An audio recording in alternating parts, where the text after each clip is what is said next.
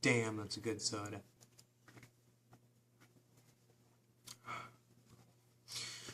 Hey there guys, this is Chris, and I'm doing another one of my videos. The last one that you saw was on Virgin Mobile's Galaxy Reverb. What do you think it's called?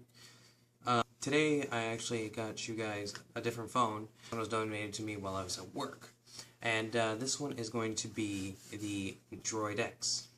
Now this one was given to me after somebody did an upgrade. Now the cool thing is this one had its entire life done inside of a case. So luckily for me, this phone is in absolute stunning condition. Not one single scratch on it, but absolute stunning condition. It came out in 2010. I believe it was July of 2010. And this thing was actually pretty cool. It's got a pretty decent sized weight, giant by 2010 standards. Relatively medium weight now these days. It's kind of on the chunky side now these days. It is constructed of metal and plastic and glass, but still overall a pretty good build. Its weight comes in at a staggering 4.4 ounces, so not too bad. When it first did come out, it was equipped with Android 2.1 Eclair. Then it was eventually upgradable to 2.2 Froyo, and then finally its last update it will ever get is 2.3.4 Gingerbread. Now its screen size is going to be 4.3 inches. So that's where they measure it diagonally, which is absolutely freaking huge back in the day. There were actually complaints about how can't reach the screen.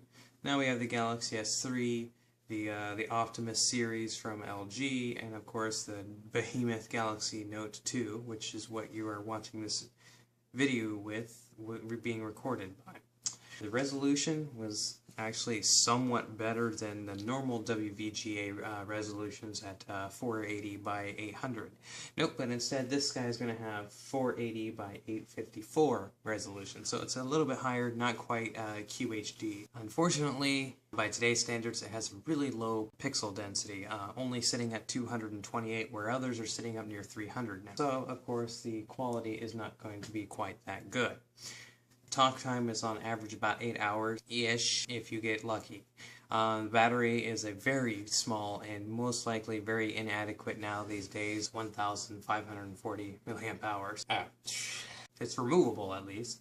It is running on a single core processor. No, I don't know the name for it because obviously it's not that good. It's 1 gigahertz, that's what it's clocked at. 512 megabytes of RAM inside of her, somewhere in there. Surprisingly, this device has been really good to me. It doesn't really lag on me. But yeah, it's somewhat, it's not as speedy as I remember it to be on when I first had it. And I also have the Droid X2 as well, so the second version of this guy.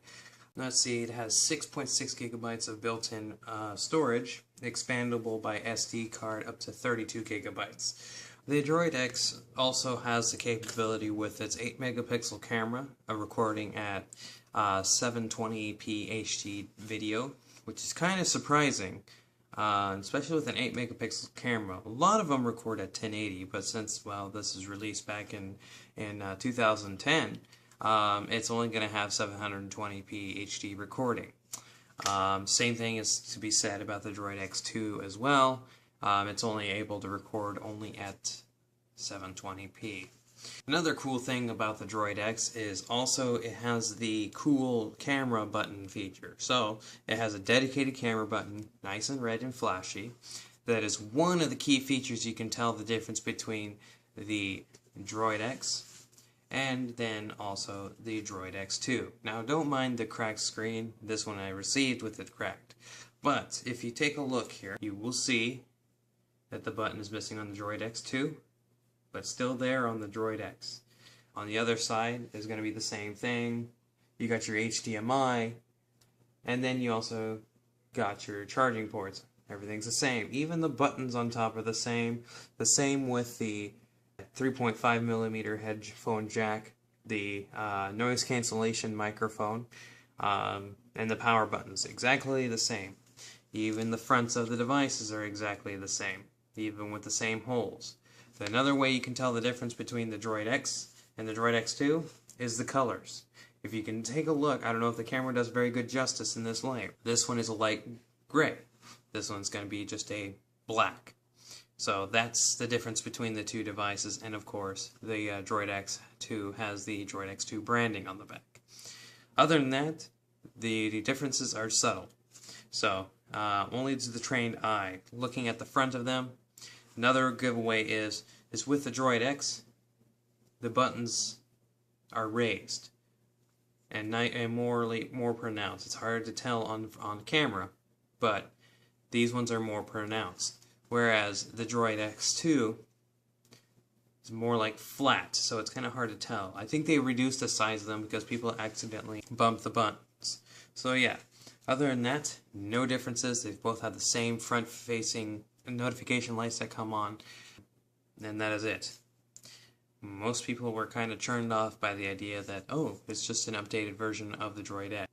And they were right. They're virtually almost identical, except the internals, and this one has a dual-core 1 GHz processor, NVIDIA Tegra, mind you, and then of course a no-name processor inside of it.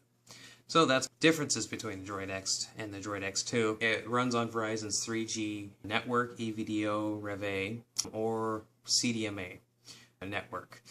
It does have Bluetooth 2.0, so other than that, it's pretty fancy.